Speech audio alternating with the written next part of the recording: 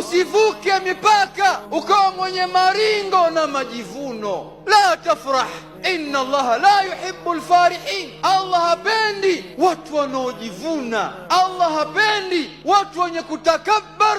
La tafrah. Furaha, ndugu zangu, Allah hajakataza furaha katika misingi ya kisheria, lakini furaha ya majivuno, ya kujigamba, ya kujiona kwamba wewe ndiyo wewe, Allah hapendi. Wabtaghi fima ataka Allah dara al-akhirah. Ewe Qarun, katika neema ile alokupa Mola wako iwe ni sehemu ya msaada wako wewe, msaada ambao wakusaidia ili upate akhira yako. Hii mali ambayo Allah amekuruzuku sio kwa sababu ya ujanja wako hata kidogo, sio kwa sababu ya akili yako, sio kwa sababu ya ushujaa wako.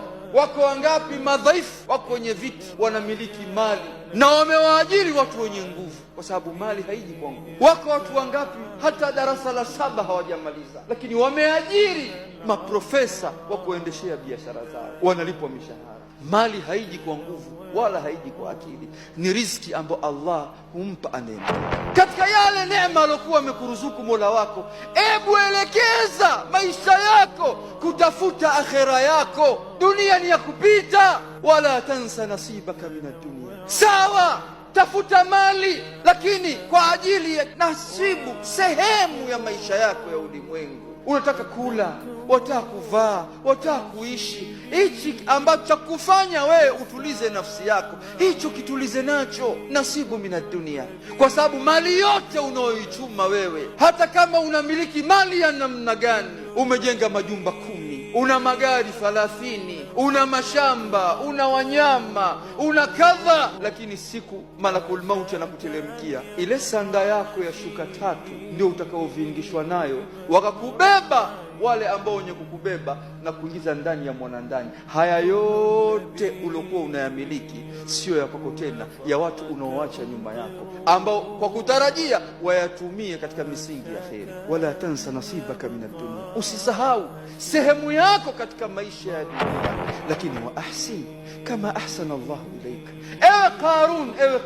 Ewe Qarun, wa ahsin kama ahsana Allah ilayka.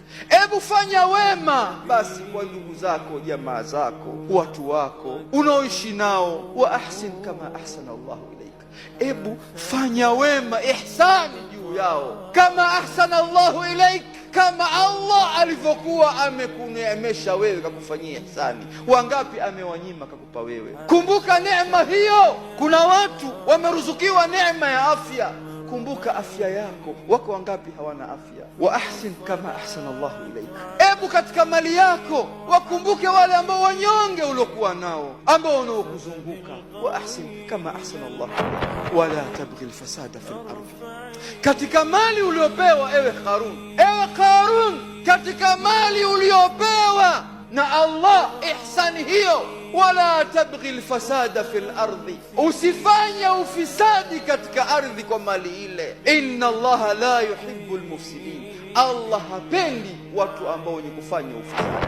Neema aliyokuruzuku Allah usiitumie kufanya ufisadi. Ndugu yangu, si Qarun, mimi na wewe. Neema alizoturuzuku Allah, kuna wengi Allah hakuwaruzuku.